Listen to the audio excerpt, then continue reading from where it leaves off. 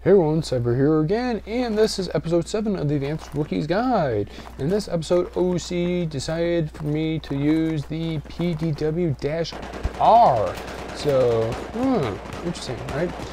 Now, the PDW-R is unlocked at rank level 32, so you're in your halfway progression from star to going to the Colonel rank system, so that's pretty cool. Now, the PDW, in terms of how it's made and power it has behind it, this gun technically should be almost more fit into the, I would say, the engineers than as an all kit, but okay, whatever, you just take what it is. The reason I say that is the fact is this is designed like a bullpup design, like the A91, as well as a few others out there. And it shoots practically the same round, which is the 5.56, or as cities would know it as the 223. Alright, and this gun is pretty darn good. Now, it's because that Renegade, looking at a gun that's practically a personal defense gun, it's all kit, at the same time it's got the power of a rifle. That's where the R comes into play.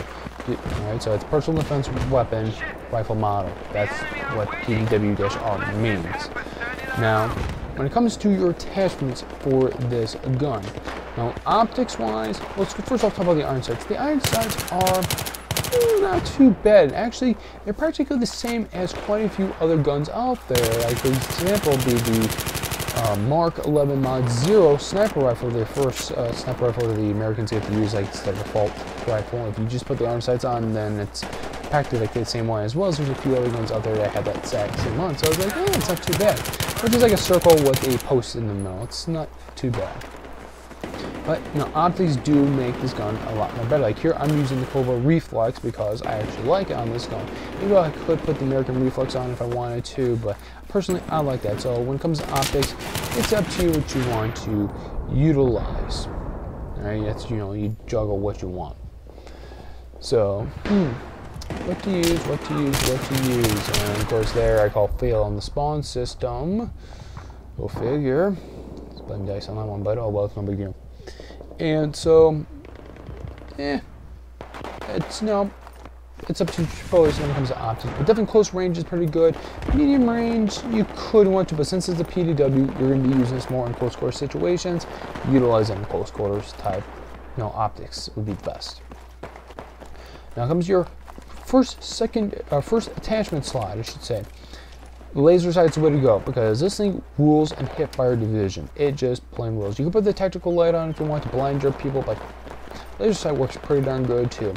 Now when it comes to the secondary attachment slot, extended mags is the way to go because when you first start to use this gun, it has 21 rounds in the magazine, followed by 30 when you get the extended mags on, which definitely, right, you see here, I got extended mags on, and it's pretty useful. I admit I like it a lot having that extended mags because that's an additional 10 rounds in your clip. You're in a little more better shape.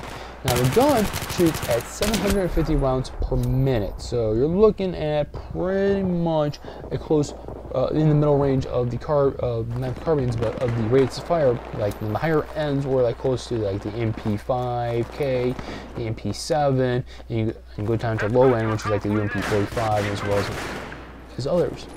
So it's in that middle category. So controllability, it's there, but at the same time frame, it's a little bit over the place too. Now, of course, you kind of get a bit of an early taste with this gun in the mission and single player known as Kamarov, which when you go into the darker parts, like you're going underground, you actually get to test this out, and you can at least get your, like as the saying, get your feet wet, or get that taste of it in action. So it's not too bad. But overall, this gun is not too bad.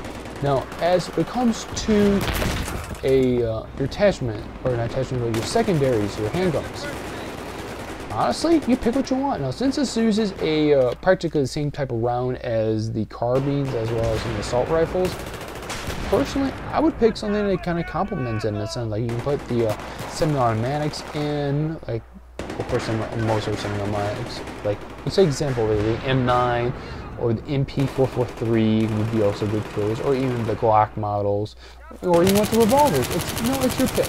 Now, there's one thing about this gun that makes it a little bit unique is that the fact of this gun has actually 3 fire select modes: fully automatic, 3 bursts, and semi-automatic, which is the single dot, which means every time you pull the trigger, you gotta fire off, and of course, fully auto is definitely recommended in close quarter situations, as you saw there. So, as if I had to say, is this a good gun to utilize in combat? If it's a close quarter type map situation, such it could be the tunnel areas of Operation Metro, or here on Kirk Island, like in here, this warehouse for Team Deathmatch, it's definitely one of those guns that, you know, big thumbs up from me and going, yep, it's definitely worth my usage, or at least have fun with it. However, you can tell the reloads are a little bit long, but, you know, take it how it is, and go forth with it. So, in the next episode, I will be using the very last PDW that's in the game, the P90, and it's definitely one gun that is, it's last but not least, and it's definitely one that's going to be quite enjoyment for you guys to watch, as well for me to do in the content. So, in the next episode, until then, see you everyone.